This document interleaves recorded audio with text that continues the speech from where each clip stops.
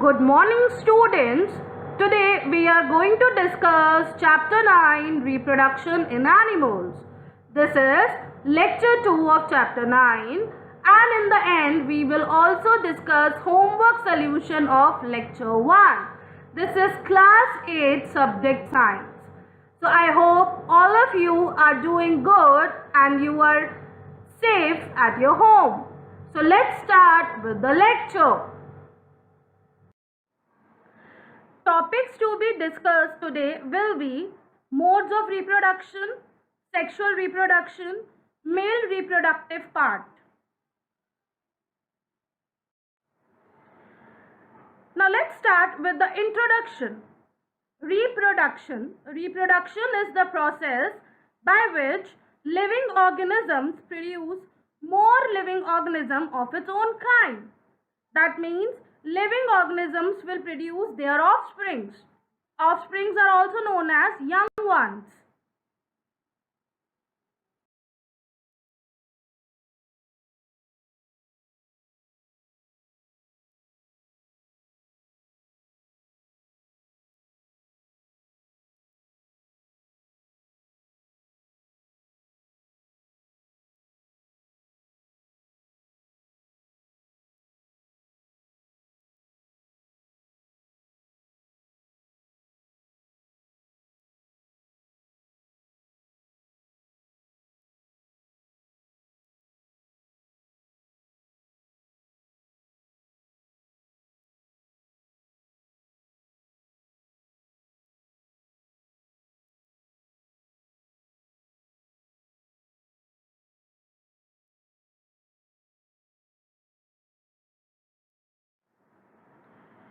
Asexual reproduction is found in the single-celled organisms. Single-cell organisms are also known as unicellular organisms, such as the archaebacteria, eubacteria, etc. Archaebacteria are actually the bacteria which live in harsh environment, and eubacteria are the true bacteria. Eu means true. Okay, we will learn about them in detail. Many plants and fungi reproduce asexually as well. Okay, so it's bacteria, plants, fungi, they reproduce asexually. Okay.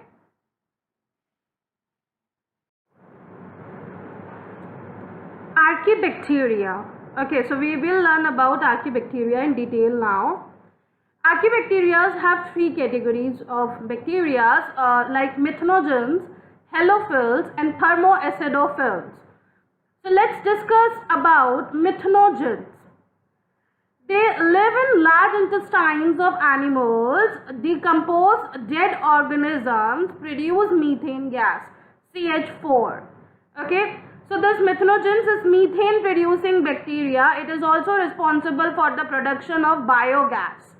Okay, it's an kind of archaebacteria, and it do not need oxygen for respiring. It's an anaerobic bacteria. Halophils. It lives in salty environments, so it lives in dead seeds, saline water. They can even survive in saline environment. So these archaebacteria are those bacteria which can survive in harsh environment. Then thermoacidophils. Thermo means more temperature, acid means acidic pH. So they live in hot climate, okay, like hot springs, and they live in acidic environment also.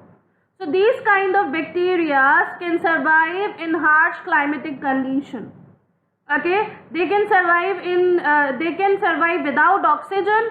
They can survive in salty environment, and they can even survive in a hot and an acidic environment.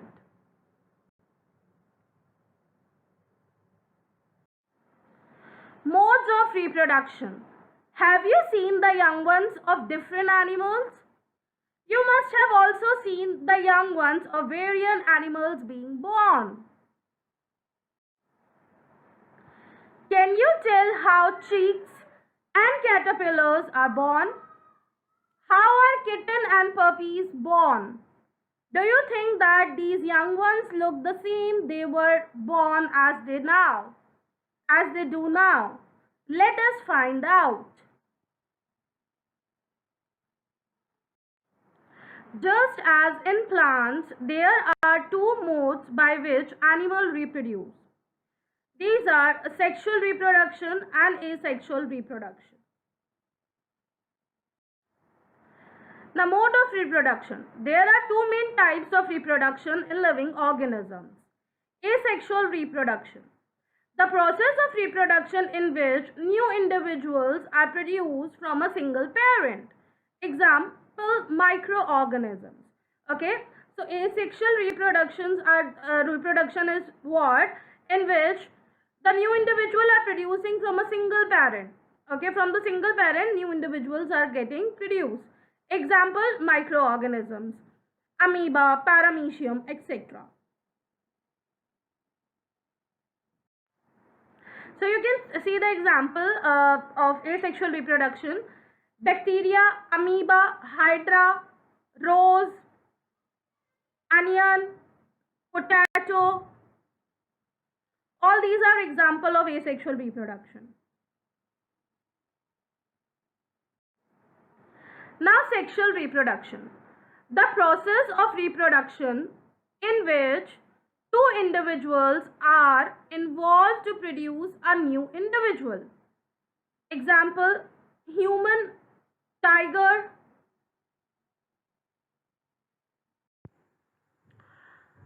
So now we are going to discuss sexual reproduction. Try to recall reproduction in plants, which you have studied in class 7th. So in class 7th, you must have studied about a chapter known as reproduction in plants. You will remember that plants that reproduce sexually have male and female reproductive parts. Okay, so those plants who reproduce sexually, they have both male and female reproductive parts. Can you name these parts? In animals also, male and female have different reproductive parts or organs. Like plants, the reproductive parts in animals also produce gametes that fuse to form a zygote. It is the zygote which develops into a new individual. Okay, so like plants, the reproductive parts in animals, for example, if I take example of a human produces gametes. For like female produces ovum, okay, from the ovaries, and male produces the sperm, okay, from the testes. It is the zygote which develops into a new individual, and from after what happens when the sperms and the ovums are getting fused together, they are forming zygote, and zygote is developing into a new individual. So we will learn about them in detail again and with the diagrams further in the chapter, okay, in the next lecture. So here you can see this is a female, and a female gamete is ovum, which is the largest cell of our body. Okay, so this egg, the female egg, is the female gamete, and this is male, and this is the male gamete sperm.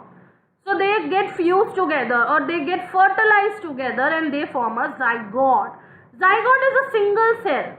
Okay, and I can say we all were zygote when we came on earth, or we came inside our mother womb. So this zygote is 46 chromosomes. They have 46 chromosomes and they have 23 pairs of chromosomes. So in this zygote there is 23 pair of chromosomes. And then this zygote forms the embryo in the uterus of the mother, okay, with 46 chromosomes, and in which you can say 23 or you can say 23 pair of chromosomes. So this is all about fertilization and the formation of zygote. This type of reproduction, beginning from the fusion of male and female gametes, is called sexual reproduction. Let us find out the reproductive parts in humans and study the process of reproduction in them. So we need to find out the reproductive parts in humans and we need to study the process of reproduction in them. Okay, and the fusion of male and female gamete is called sexual reproduction. So whenever someone asks you to define what is sexual reproduction, you will write the type of reproduction in which fusion of male and female gametes is being done. So this is known as sexual reproduction. Now, male reproductive organs. The male reproductive organs include a pair of testes, that is singular testes, two sperm ducts and a penis. The testes produces the male gametes called sperms. Millions of sperms are produced by the testes. Okay, so the male reproductive organs are a pair of testes, two sperm ducts and a penis. Okay, and they produce the testes produce male gametes called sperms, and millions of sperms are produced by the testes. Okay, there are millions of sperms, and sperm is the smallest cell in the human body, which is there in males.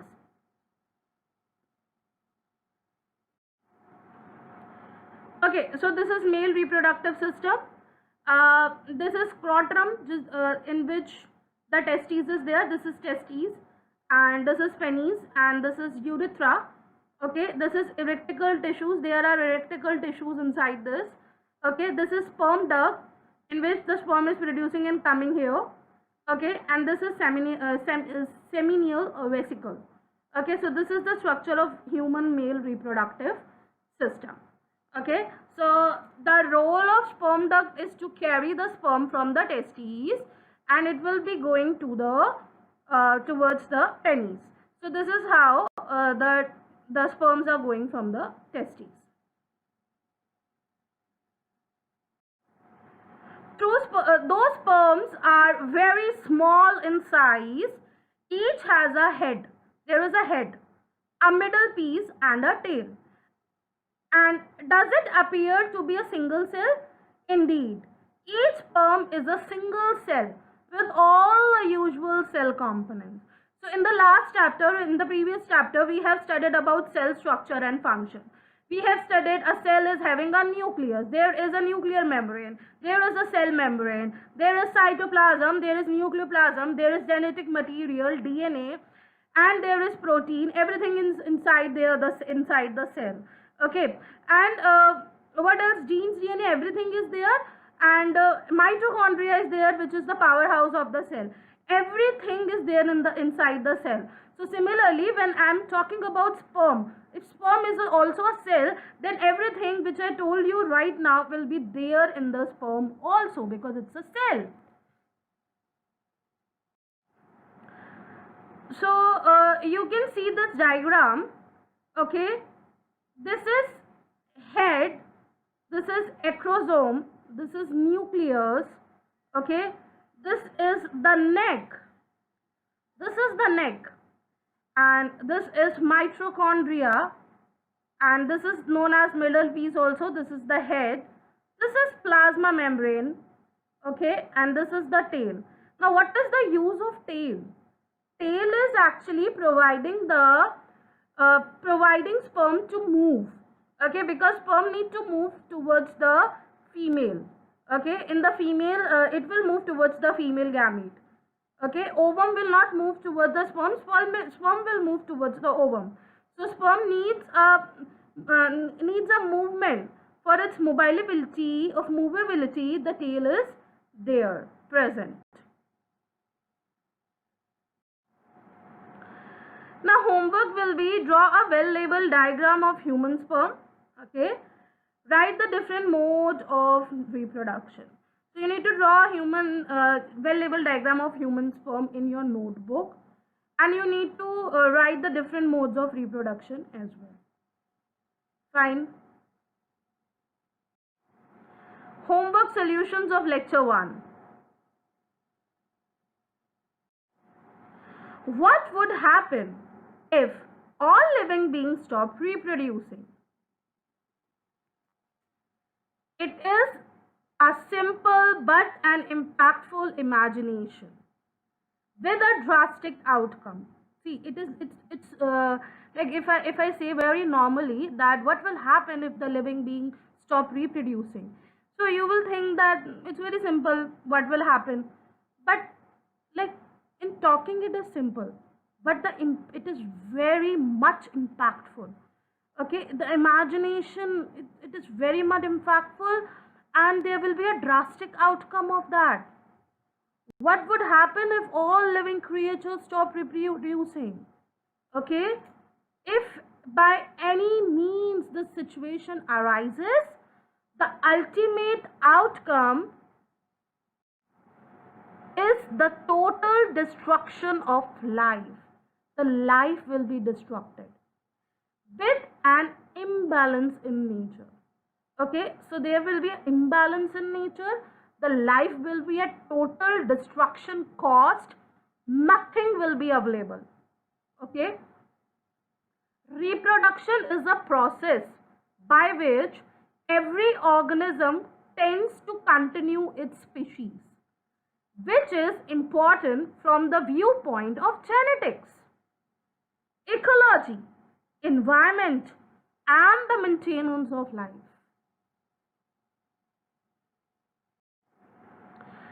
The main importance of reproduction is the survival of species, which is natural law of nature and which maintain the dynamism of the nature. If reproduction stops, slowly every species begin to disappear. Okay, if the reproduction stops, then slowly every species will become disappear. Okay, and it is important, reproduction is important for the survival of species. Okay, and the survival of species, this is a natural law of nature. Okay, and we need, if the species want to survive, so then they have to reproduce. Okay, and if it will be stop reproducing, then every species will begin to disappear, leaving no food option for the organism of different trophic level. See, many of the organisms are dependent on many other organisms to eat. We are dependent on plants.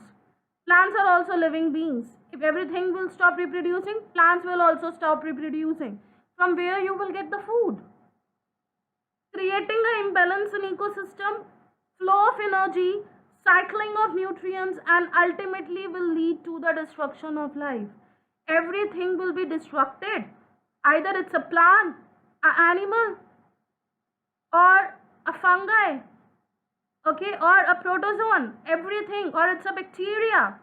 It will be disrupted. And if you are thinking that the bacteria and microorganisms will get disrupted, then it will be good for you. Do not forget your second chapter, microorganisms, friend and foe. They are friends also and they are foe also. If lactobacillus help to convert the milk into curd, okay, then it's a useful bacteria, right? It's your friend. But yes, we have microorganisms which are foe also. Okay, but that doesn't mean that if the microorganisms will not reproduce, nothing will happen. We will be affected because many of the microorganisms are friend of humans, a friend of animals. Everything will be disrupted. A plant will be disrupted. There will be no flow of energy. There will be no ecosystem. There will be no trophic levels. There will be nothing existing in the nature.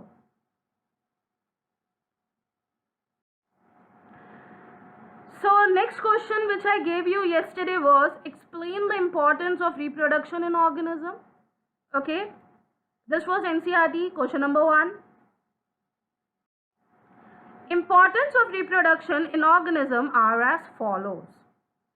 Reproduction is termed to be a biological process in which organisms give birth to their offspring.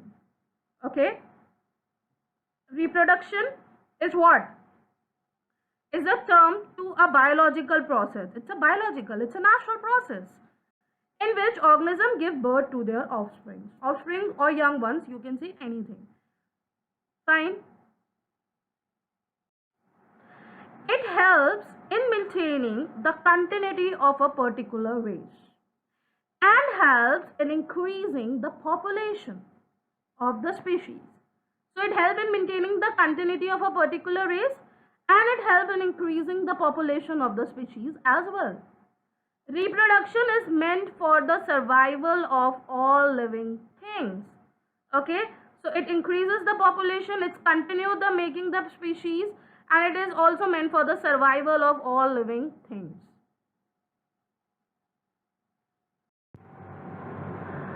So that's all for today. Please like, subscribe and share our channel. Thank you.